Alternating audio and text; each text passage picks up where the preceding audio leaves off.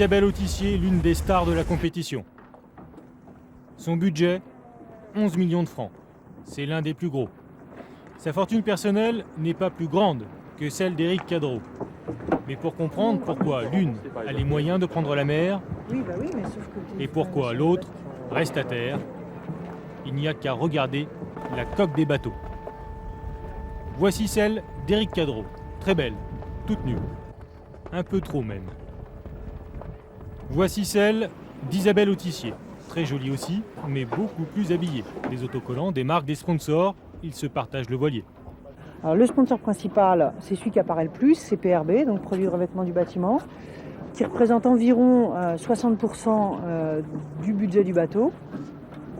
Ensuite, le deuxième sponsor important qui est un de mes fidèles, il apparaît sur l'arrière du bateau, donc également sur la coque.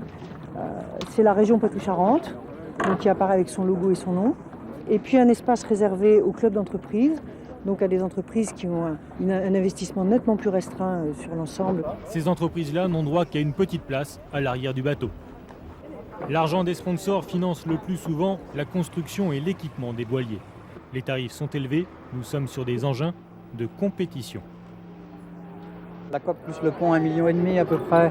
Les voiles, c'est un jeu de voiles complet. Alors attention, un jeu de voiles complet, c'est une dizaine de voiles à peu près. C'est autour de 500 000 francs, donc ça donne des ordres d'idées. Et un jeu de voile, c'est censé faire toutes les durées de la course. Ça fait la course, mais ça fait pas plus, quoi. On peut considérer que c'est un bien consommable, entre guillemets. Le bateau tout équipé, ça coûte combien? Un bateau tout équipé tourne autour de 4 millions de francs.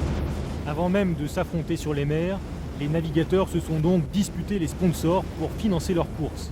Cette compétition-là ne fait pas de cadeau.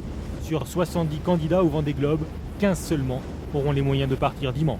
Alors il faudrait peut-être rappeler quand même une chose qui a énormément gêné, c'est l'abolition du sponsoring tabac et alcool. Ah, on a perdu beaucoup là. Le principe de ne plus pouvoir financer au travers des ventes d'alcool et de cigarettes a tué ces sports, enfin, ou a abîmé beaucoup ces sports à gros budget.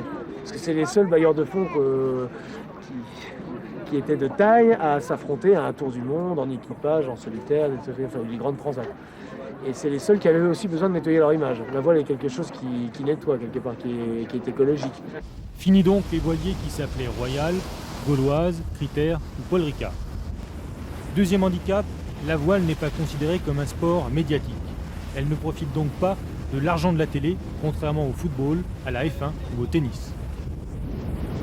Les gens qui organisent Roland-Garros vendent des droits télévision à 130 pays dans le monde. Nous, on a un budget de 1 million de francs pour fabriquer des images vidéo et pour les donner aux télés pour qu'elles aient envie de diffuser ces images. Alors d'où vient l'argent? Qui aujourd'hui finance les navigateurs? Prenons le cas du sponsor principal d'Isabelle Autissier. Cette marque sur la voile, c'est aussi le nom du bateau, PRB, une entreprise presque inconnue, avec 7 hommes à la barre. Mais on s'est aperçu en fait que PRB, peu de gens savaient ce que ça voulait dire. Et PRB, c'est produit de revêtement du bâtiment.